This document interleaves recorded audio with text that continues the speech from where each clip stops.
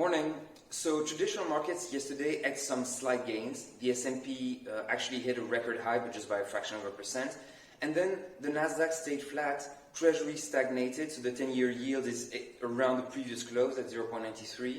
And then the dollar, which had been going down, continued its descent, giving actually an opportunity for gold, which had bounced back, to maintain its current level at 1,830.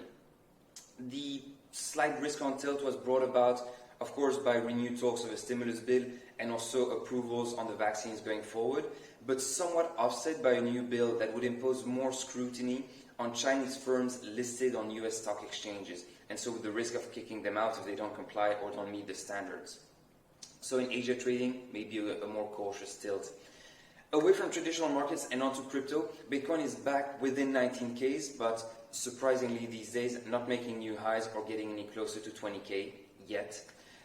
On the alts front, Ethereum and LINK are mirroring the move, so up but not up by that much, but there's still quite a long way towards all-time highs.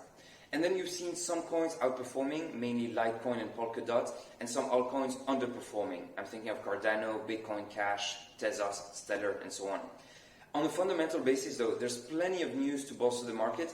On the Bitcoin side, I think of the hash rate. It's really interesting to see it keep going up further, so denoting more activity and security, and seeing that miners made 500 million in revenue in November alone, and are set to outgrow that in December if the activity keeps on at this pace. It was also great to see PayPal's CEO mentioning that the company is bullish on digital currencies of all kinds, which of course only strengthens the commitment from the company to provide crypto-linked services and transactions, and that's supported for the whole space. And then on the regulatory front, we saw some US regulators looking at a bill that would require stablecoin issuers to obtain a bank charter. And while that might not be the most exciting news for those issuers, it's definitely supportive for the space and also, I believe, necessary for more institutional adoption. I just want to make a quick look back at price action, and notably at Ethereum USD. On a more broader perspective or time horizon, it's been above the 350 support for most of the second half of this year, and now we're at around $600, which is a resistance but could become support if breached.